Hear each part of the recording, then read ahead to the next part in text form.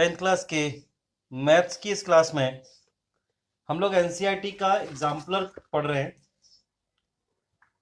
उसमें मैं chapter third आपको करा रहा हूं।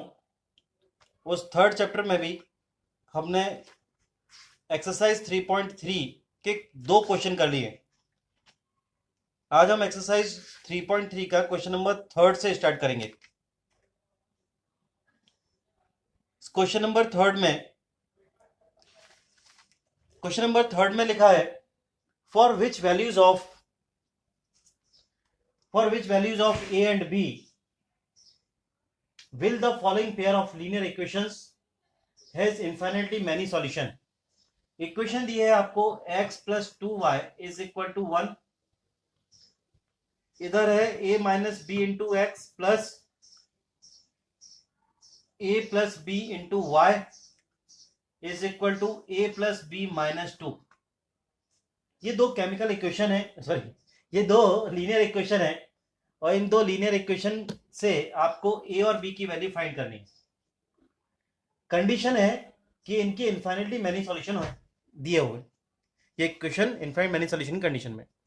तो if equations have infinitely many solution, condition क्या है, a1 upon a2 is equal to b1 upon b2 is equal to c1 upon c2। ये कंडीशन बनेगी। तो आप क्या करोगे, सबसे पहले इक्वेशन को उस फॉर्म में लेके आओ। तो x plus 2y minus 1 is equal to 0। ऐसे ही a minus b into x plus a plus b into y minus bracket में माइनस ए कॉमनली बाहर रहेगा, अंदर की कोई साइन चेंज नहीं करने क्योंकि हम उसे ब्रैकेट में वैसा का वैसे ही रखना है, इज इक्वल टू 0। अब आप on comparing a1x plus b1y plus c1 is equal to 0, a2x plus b2y plus c2 is equal to 0। इससे आप कंपेयर करोगे तो आपको a1 a2 b1 b2 और c1 c2 की वैल्यू मिल जाएंगी। तो आप उन वैल्यूज को इस पे पुटअप करोगे। यहां a1 के लिए x लिखना है, हम पहले रहे a1 upon a2 is equal to b1 upon b2। तो a1 की जगह पे आपने 1 लिया, a2 की जगह पर क्या आएगा a माइनस बी, ऐसे इधर 2, इधर आएगा a प्लस बी। जब आप क्रॉस मल्टीप्लीकेशन करोगे तो 2 ब्रैकेट में a minus b is equal to a plus b होगा। सॉल्व करते जाइए, 2a minus 2b is equal to a plus b. Transpose करना है, 2a minus a minus 2b minus b is equal to 0। Equation बनी a minus 3b is equal to 0। ये हमारी first equation बनी। देखो, हम a और b की वैल्यू फाइंड करना चाहते हैं तो हमारी इक्वेशन a और b में होनी चाहिए, ठीक है ना। ये जो इक्वेशन आई है वो a b में ही है। अब दूसरी इक्वेशन बनानी है तो हमने इस बार a1 इसका यूज कर लिया, आप इन दोनों का या इन दोनों में से किसी का भी यूज कर सकते हो, ठीक है। तो मैं इस इक्वेशन में b1 upon b2 is equal to c1 upon c2 का यूज कर रहा हूं। इक्वेशन आपके पास कॉपी में लिखी होगी, उसके बेसिस पे वैल्यूज पुटअप करो। तो वैल्यू आएगी 2 upon a plus b is equal to minus 1 upon minus a plus b minus 2। Minus से कॉमनली माइनस कैंसिल हो गया, क्रॉस मल्टीप्लीकेशन में 2 in bracket a plus b minus 2, फिर इधर a प्लस बी। सॉल्व करो, 2a plus 2b minus 4 is equal to a plus b. Transpose कर दो, 2a minus a plus 2a minus a plus 2b minus b is equal to, ये उधर जाएगा तो plus का 4। तो दूसरी इक्वेशन क्या बनी, a plus b is equal to 4। ये आपकी इक्वेशन नंबर सेकेंड बनी। नोट कर लीजिए, इन दोनों इक्वेशनों में a और b वेरिएबल है और हमें a और b को फाइंड भी करना है, ए और बी की वैल्यू फाइंड करनी है। नोट कर लो।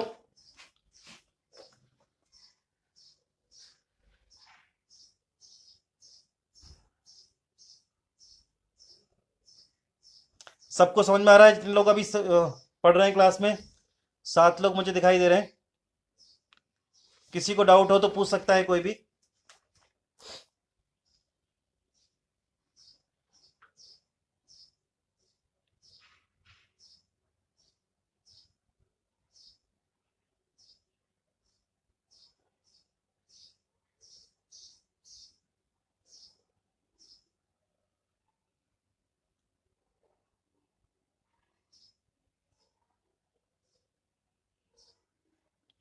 हो गया? चलो अब इन दोनों इक्वेशन से हम ए और बी वेरिएबल की वैल्यू निकालते हैं। तो लिखिए from equation first and second,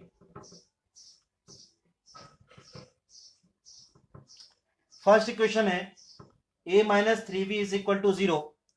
second equation है a plus b is equal to 4। जब भी मैं इज इक्वल टू 0 देखता हूं तो मुझे सब्स्टिट्यूशन मेथड ही आसान सा लगता है, तो हम उसी का यूज करते हैं बाय यूजिंग सब्स्टिट्यूशन मेथड। उस मेथड में आप क्या करते हो, इन दो इक्वेशंस में से कोई भी एक इक्वेशन लेनी है तो हम फर्स्ट इक्वेशन लेंगे। From first equation, from equation first a minus 3b is equal to 0, तो a इज इक्वल टू क्या मिल जाएगा 3b। इसे इक्वेशन नंबर थर्ड लो। इसके बाद हमने इसे किससे बनाया, इक्वेशन फर्स्ट से बनाया, तो मेथड के अकॉर्डिंग वैल्यू किसमें पुट करेंगे, putting this value, this value in equation number second. आपने फर्स्ट से थर्ड बनाई है तो वैल्यू आप सेकंड में पुट करोगे। सेकंड है a plus b is equal to 4, a की जगह पर 3b plus b is equal to 4, 4b is equal to 4, so b is equal to 4 upon 4, b is equal to 1। अगर b is equal to 1 मिल गया है तो अब आपको क्या फाइंड करना है, a की वैल्यू फाइंड करनी है। a की वैल्यू जल्दी से कहां से मिल सकती है, putting this value in equation number third, a is equal to 3b, a is equal to 3 into 1, so a is equal to 3। ये a की वैल्यू है और दूसरी b की वैल्यू है, नोट कर लीजिए।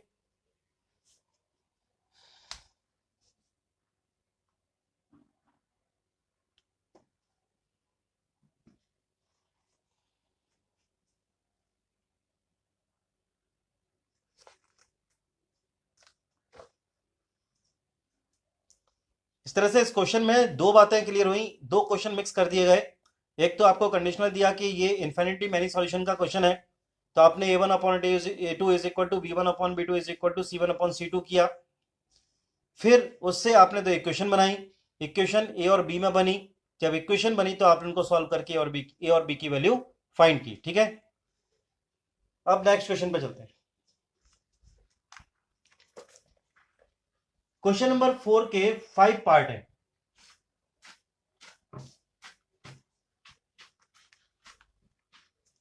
क्वेश्चन नंबर 4 में 5 पार्ट है, इसलिए वो इसमें लिख रहा है कि find the value of p in first to fourth. तो शुरू के 4 पार्ट में आपको p की वैल्यू निकालनी है, and p and q in fifth, और आपको जो फिफ्थ पार्ट है उसमें p और q दोनों की वैल्यू निकालनी है for the pair of equations. Question number 4 का फर्स्ट पार्ट, इक्वेशन है 3x minus y minus 5 is equal to 0। दूसरी इक्वेशन है 6x minus 2y minus p is equal to 0। और कंडीशन है if the lines represented by these equations are parallel. If equations are parallel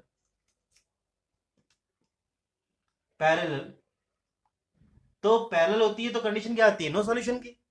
तो no solution में क्या होता है, a1 upon a2 is equal to b1 upon b2 is equal to c1 upon c2। On comparing a1x plus b1y plus c1 is equal to 0 और and a2x plus b2y plus c2 is equal to 0 से यहां आपको sorry parallel है तो no solution मतलब ये is not equal to. तो हम शुरू की दो कंडीशन से इक्वल टू की बात निकाल देंगे और लास्ट की दो से इज नॉट इक्वल टू। तो हम पहले कर रहे हैं a1 upon a2 is equal to b1 upon b2। a1 की वैल्यू 3, b2 की वैल्यू 6। ठीक है, अब यहां एक प्रॉब्लम है आपके लिए। अगर आपने a1 upon a2 b1 b2 किया तो फिर आपको p की वैल्यू नहीं मिलेगी, क्योंकि p की वैल्यू केवल कहां यूज की गई है, c1 c2 में यूज की गई है। ठीक है ना, और c1 c2 के बारे में क्या है, ये दोनों तो इक्वल है बट ये इज नॉट इक्वल टू की फॉर्म में है। ठीक है, तो हम p की वैल्यू कैसे निकालेंगे, p की वैल्यू इक्वल निकालने के लिए आप रिलेशन कौन सा यूज करोगे, a1 upon a2 is equal to c1 upon c2, और जब इज नॉट इक्वल टू निकालोगे तो b1 upon b2 is not equal to c1 upon c2, आप इसका यूज करोगे। ठीक है, इस तरह से हमें दो वैल्यू मिलेंगी, a1 upon a2 is equal to c1 upon c2 और b1 upon b2 is not equal to c1 upon c2। ठीक है, तो इस रिलेशन में आपने 3 अपॉन 6 लिखा, वहां से -5 upon -p cancel, cross multiplication में 3p इज इक्वल टू 30, तो p is equal to 30 upon 3, p is equal to आया 10। ठीक है,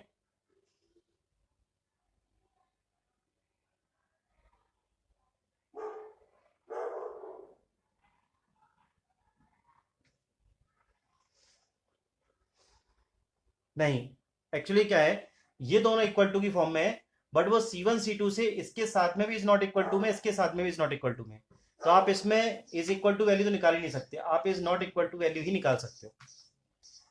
अगर वो a1 a2 देता तो फिर हम a1 a2 इन दोनों में कहीं p की वैल्यू देता तो हम इज इक्वल टू निकाल पाते, इसलिए यहाँ पे केवल एक ही आंसर आएगा, इज नॉट इक्वल टू का। चाहे आप उसे b1 b2 से निकालो c1 c2 के साथ, या फिर a1 a2 से इसके साथ निकालो, केवल एक ही आंसर इसमें लिखना है। ठीक है, नोट कर लो, आएगा दोनों कंडीशन में आपका answer p is not equal to 10 ही। कैसा क्यों करेंगे, कैसा क्यों करेंगे, पूरी बात पूछा करो, ऐसा क्यों करेंगे, क्या पूछना चाहते हो, अब आ गया, ओके।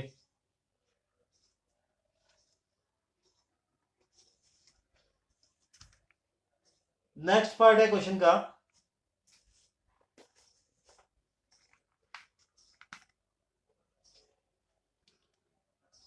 क्वेश्चन का जो नेक्स्ट पार्ट है उसमें लिखा है -x plus p y is equal to 1, ऐसे इधर px minus y is equal to 1, और कंडीशन क्या दे रहा है, if the pair of equation has no solution, वही नो सॉल्यूशन की कंडीशन है। इक्वेशन को पहले अपने फॉर्म में लाओ, -x plus p y minus 1 is equal to 0, px minus y minus 1 is equal to 0, compare करोगे।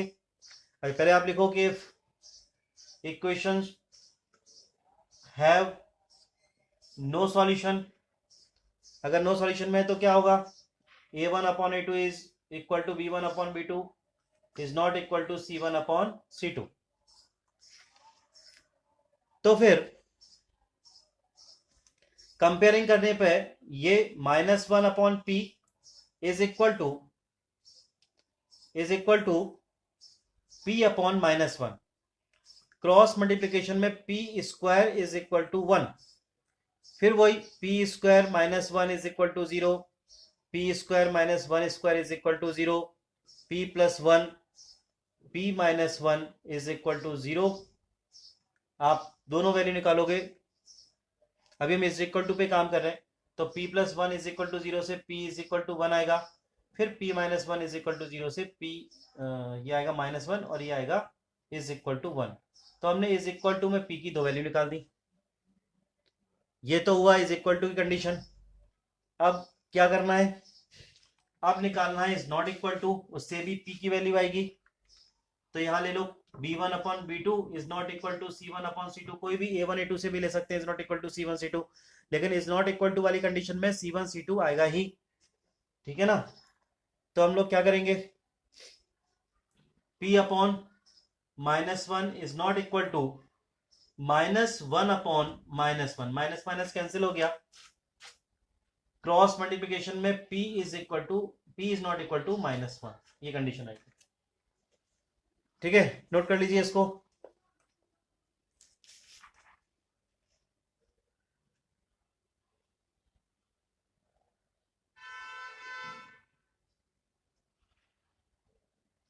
तो कॉन्ट्रडिक्शन किस में हो रहा है, यहाँ p इज इक्वल टू -1 है या p is not equal to -1 है, इसलिए इसका जो करेक्ट आंसर होगा वो p इज इक्वल टू 1 होगा। तो आप तो इतना लिख देना।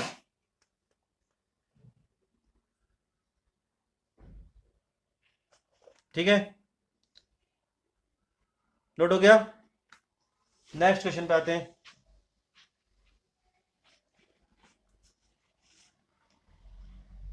नेक्स्ट क्वेश्चन है थर्ड पार्ट इसका, फोर्थ का। उसमें उसने इक्वेशन दी है -3x plus 5y is equal to 7। इधर है 2px plus not sorry -3y is equal to 1। Equation देख लीजिए, आपकी बुक में यही है, -3x plus 5y is equal to 7, फिर 2px -3y is equal to 1। Okay, बोल रहा है कि the lines represent by these equations are intersecting at a point, intersecting at a unique point माने इंटरसेक्ट एट अ पॉइंट। तो condition क्या है unique solution की, तो if equation have unique solution तो a1 upon a2 is not equal to b1 upon b2, -3 upon 2p is not equal to 5 upon -3। अब cross multiplication किया जाए तो 10p is not equal to 9, तो p is not equal to 9 upon 10, ये इसका answer आएगा। क्योंकि unique solution में c1 c2 का कोई रोल नहीं होता है।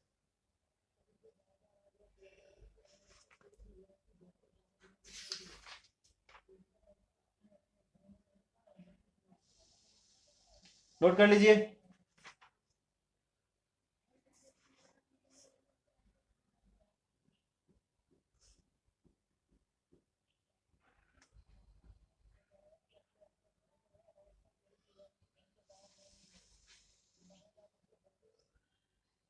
इसके बाद हम लोग फोर्थ पार्ट कर रहे हैं इसका।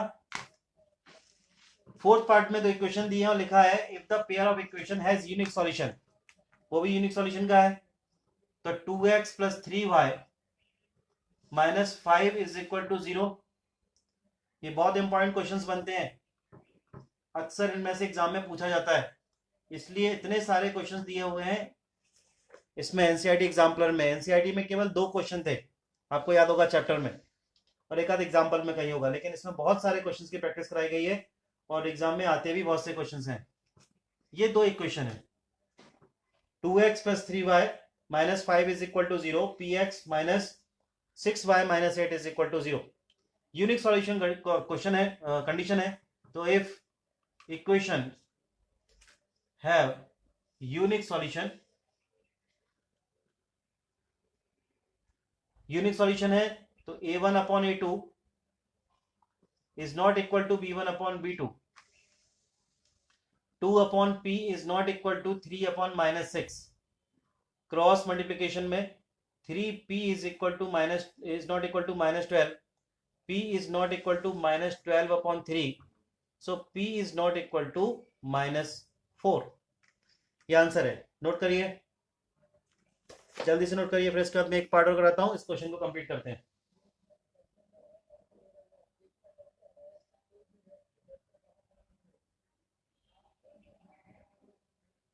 आगे समझ में। Then last part, 2x plus 3y is equal to 7, 2px plus py is equal to 28 minus qy।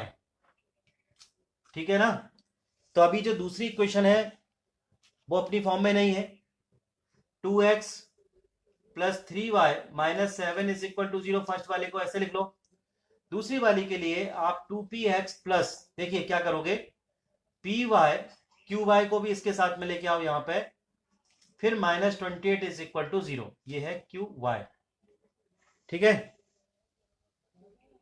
अब आप दूसरी इक्वेशन को और थोड़ा ठीक से लिखोगे तो अगली स्टेप में क्या आएगा, ये तो हो गई 2x plus 3y minus 7 is equal to 0, ये बनेगी 2px plus p plus q y minus 28 is equal to 0। आपने y कॉमन ले लिया।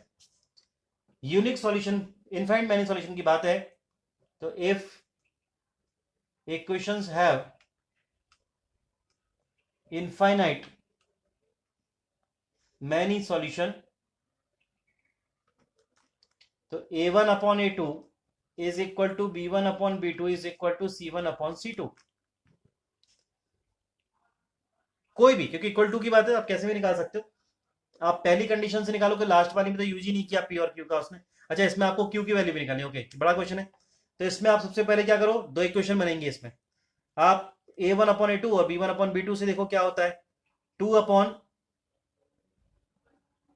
2p is equal to 3 upon p plus Q.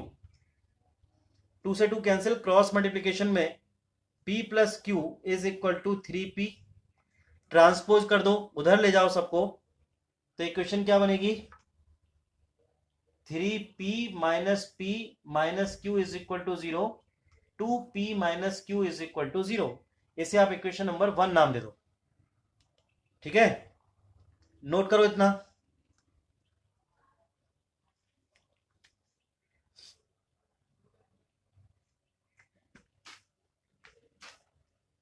फिर इस दूसरी कंडीशन में इनको ले लो, 3 upon p plus q is equal to minus 7 upon minus 28, minus minus cancel, 7 से 28 भी 4 टाइम्स कैंसिल, क्रॉस मल्टीप्लीकेशन में p plus q is equal to 12। ये दूसरी इक्वेशन बनी हमारी। दोनों इक्वेशन p और q की फॉर्म में है। यहां लिखिए from equation first and second, 2p minus q is equal to 0, p plus q is equal to 12 by elimination method. Elimination method में आप क्या करते हो,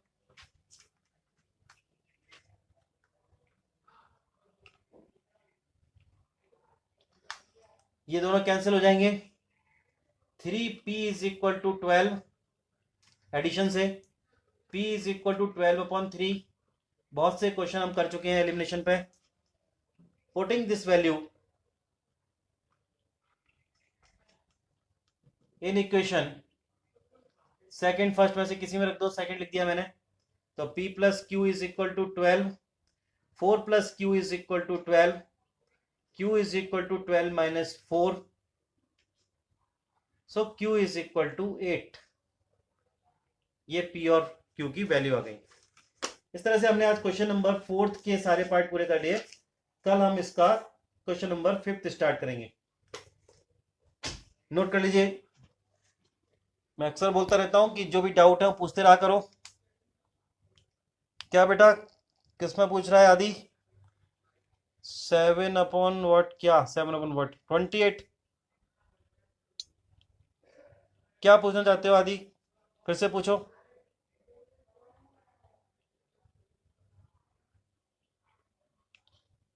7 अपॉन क्या है, 28 है, 28 ये पूछ रहे हो ना, तो इधर लिख देता हूं, माइनस 7 अपॉन माइनस 28, ये कैंसिल हो गया, 28 इक्वेशन में है ना, माइनस 28 ऐसे कैंसिल। ठीक है,